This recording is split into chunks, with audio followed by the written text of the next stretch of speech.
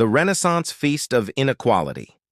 The Renaissance dazzles us with breathtaking art, revolutionary genius, and jaw-dropping inequality that stained every aspect of life.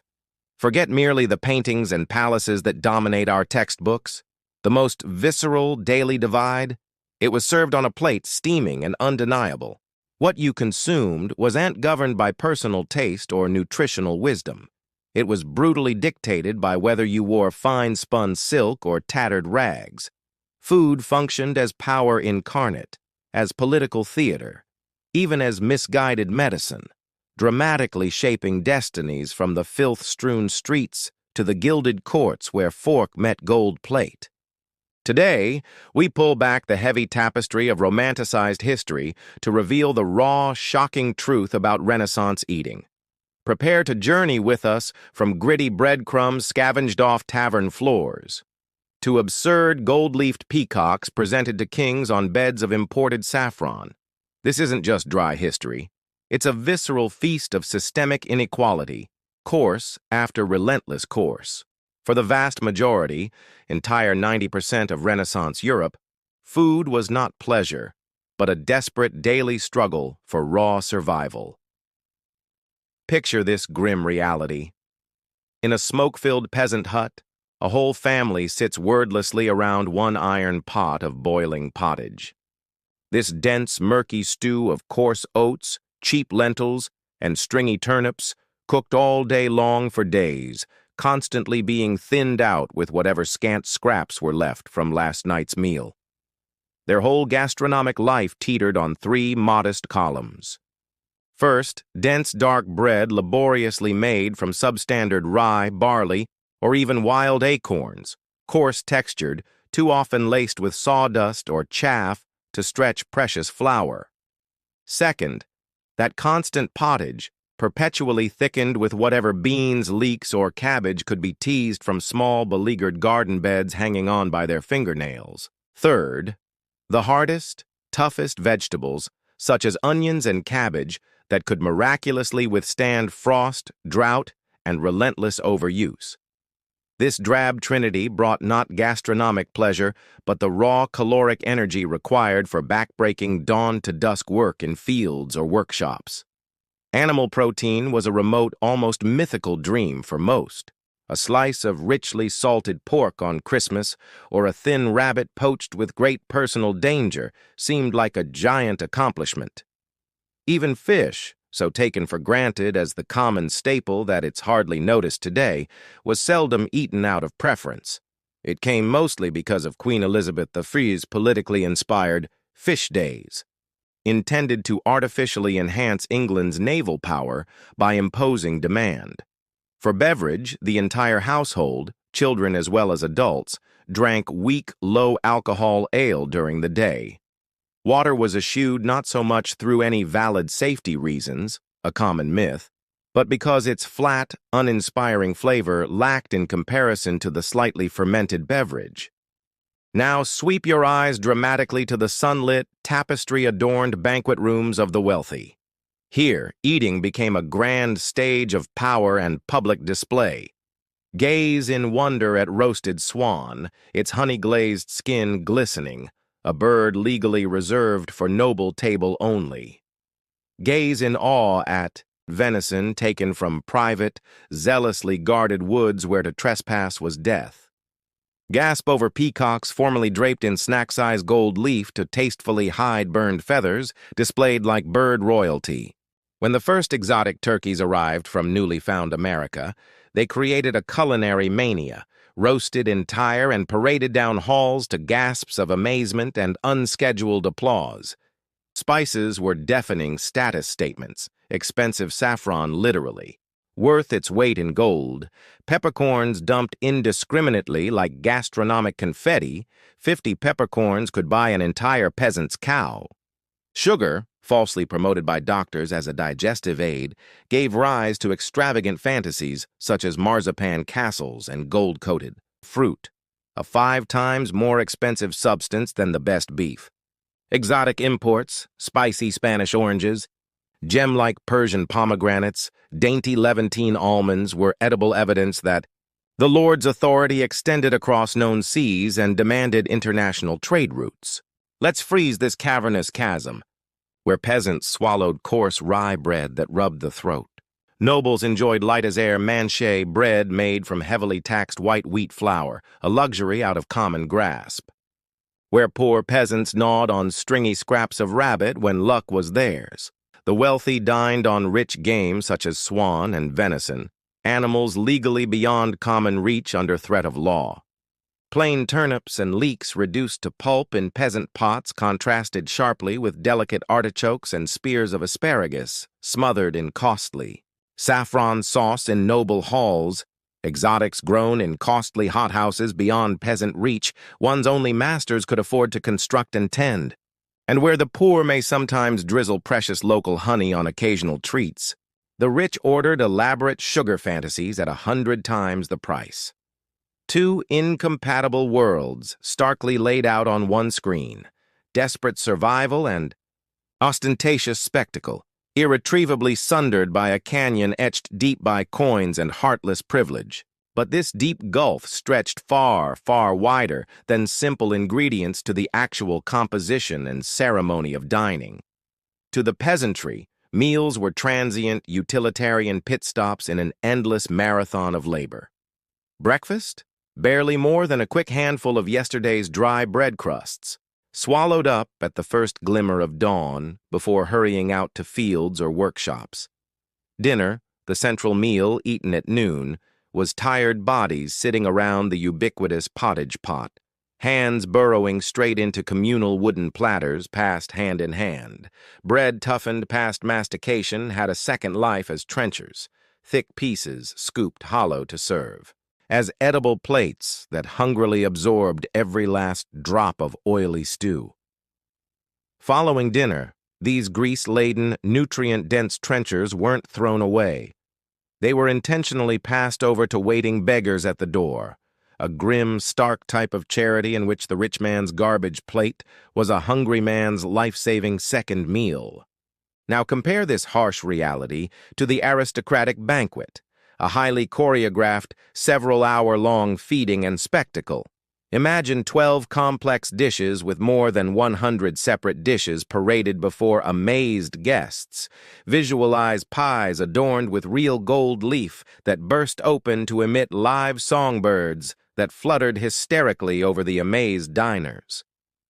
C. Roasted boars set up as fountains, their mouths shooting gushes of saffron-flavored wine into goblets waiting below. Between meals, acrobats walked somersaults of death over laden tables while minstrels played. Ritual dictated each movement. Nobles ritually washed their fingers in rosewater poured from silver ewers, theatrically staging their unsoiled life far removed from manual labor. Jewel-adorned gold toothpicks hung ostentatiously from necks like expensive pendants, openly used between meals as flamboyant displays of wealth. Forks? Wonderfully suspiciously viewed as effeminate Italian novelties or even devil's tridents by reactionary clergy.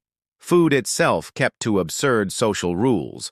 Garlic, a staple peasant food, became at once dignified only if eaten with costly pheasant. Even vegetables needed aristocratic approval.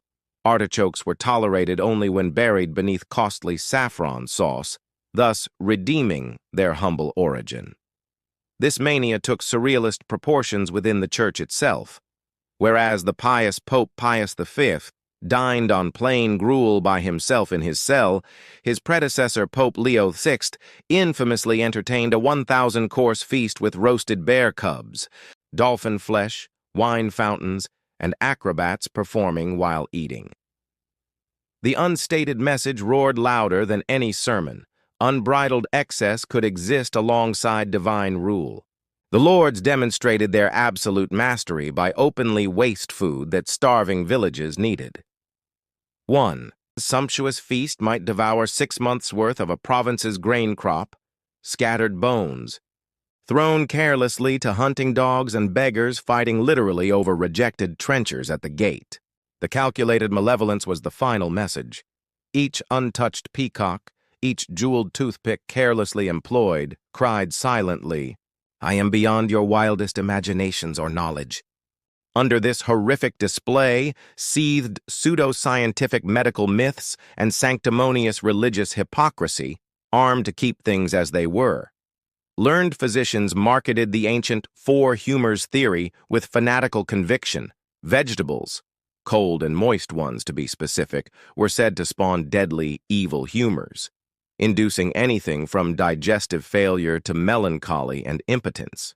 As a result, frightened nobles avoided turnips, onions, and garlic, poor people's staples, out of fear of bodily and social decline. The cruel irony? Their largely meat-based diets tended to cause crippling scurvy, burning gout, and rotting teeth, while peasants, through poverty often sufficiently overcome, frequently had superior overall health due to fiber-dense, vitamin-rich vegetables they could not afford to forego. Doctors actively exploited this disparity. Dr. Baldassare Pisanelli asserted in his 1585 treatise, "A rich man's diet sickens the poor, just as a poor man's diet cripples the noble." He openly prohibited peasants from eating elevated fare such as game birds, asserting their coarse humors couldn't stomach noble fare, supplying pseudo-medical pretexts for sumptuary legislation limiting swan, pheasant, and quail to noble tables alone. In parallel, the Catholic Church imposed more than 150 yearly lean days, Lent, Fridays, Ember days, prohibiting meat, thus artificially driving demand for fish. This lined merchants' pockets while peasants shelled out outrageous sums for rotten salted herring. Rich hypocrites evaded these strictures with fancy illusion foods: almond milk eggs colored with saffron, carved salmon, bacon, even beaver tail qualified as fish through a theological technicality. Under somber Lent, the pious poor suffered under the harsh black fast, one humble vegetable-based meal after dark, while bishops prayerfully chanted, "Hunger cleanses the soul for heavenly reward." Meanwhile, the Vatican kitchens served gilded peacock, masquerading as Lenten fare on solid gold plates. This was not hypocrisy. It was dietary apartheid blessed by scripture and scalpel. This carefully crafted nutritional imbalance has stunning parallels in our contemporary world. Take the Renaissance's ultimate madness. A Florentine merchant may dismissively spend 300 gold florins for one saccharine peacock sculpture centerpiece, equal to a peasant as total 30-year worth of earnings. That one, frivolous bird figuratively consumed generations' worth of toil and pain. Now see our modern parallels. Food waste. Now, an astonishing 40% of all U.S. food is wasted, enough to feed every hungry American 3 times over. Supermarkets systematically reject imperfect produce, and food banks are desperately short. The scale has industrialized, but the sin of intentional waste has not changed. Status foods, $25 avocado toast, and desserts that glitter with edible gold leaf are direct descendants of Renaissance sugar peacocks. 1,000 per pound truffles and ethical sushi, paying for private jets, perform the identical flaunting function once served by spice chests overflowing with cheap provisions. Hidden hunger. Sophisticated computer programs now deliver $1 gas station pizza ads to the needy while marketing $5 artisanal toast to elites. Food deserts, urban areas systematically deprived of fresh provisions, aren't random. They're profit-driven creations similar to church fish laws that enslaved peasants in debt cycles for spoiled protein. Myths of health. Where Renaissance elites reasonably feared vegetables, contemporary influencers demonize gluten or carbohydrates while selling $100 superfood powders to the affluent. The poor live on processed industrial fillers. Renaissance pottage remade in plastic containers and dollar menus. What fuels this vicious cycle of history? It's deeply ingrained complicity. Then, nobles feasted without remorse. Doctors made self-interested fabrications, and bishops blessed obscene excess with scripture. Now, Corporations rename garbage as inventory management, advertisers repurpose greed as aspirational wellness culture, and society shames fat poor people while overlooking engineered systems that triple the price per calorie of fresh broccoli compared to chips. Thomas More's heart-wrenching 1516 condemnation in Utopia resonates more strongly than ever. Hunger isn't born from empty fields, but from empty hearts. Identifying this trend is the first step towards ending it. See a $200 gold leaf dessert? Think of the sugar peacock who ate a lifetime's work. Throw slightly browned spinach? Think of the beggars scrounging for noble trenchers. History's bite still hurts, but its anguish can inspire conscience and drive action. Here is your powerful challenge. First, say your conscience out loud here. What contemporary rich versus poor food injustice disturbs you most deeply? Is it billionaires subsidizing space travel while kids sort through dumpsters? 15 artisanal toast retailed in neighborhoods where under-budget schools can't even fund lunch programs? Say your truth out loud. Second, break the cycle personally. Begin small. Save imperfect produce using apps like Too Good To Go. Help out in urban farms, turning food deserts into green spaces. Most importantly, reflect intentionally. Who benefits when I'm convinced that this food is below my level? Third, call for systemic transparency and justice. Strongly back legislation that compels supermarkets to donate surplus food. Support sugar-laden status foods as the source of luxury taxes supporting school meal programs. Take down and bring to light food apartheid zoning regulations via grassroots action. This movement is not about guilt, it's about taking back power. The Renaissance ruthlessly illustrated that food chasms are never random. They're carefully designed to maintain privilege. But history also demonstrates that these walls can be torn down piece by piece. As we finish, imagine a different table, one where the only gold is sunshine ripening public wheat fields, where social standing counts for nothing, and shared nourishment counts for everything. This vision is not naive utopia. It is an achievable future created by mindful choice. Choose wisely. If this journey through history's hungry shadows spoke to you, please like, subscribe, and share far and wide with others who feel that food is a basic human right, never a privilege for the select few. The greatest feast humanity can enjoy? Unwavering justice. Let's construct that banquet together, one mindful plate at a time.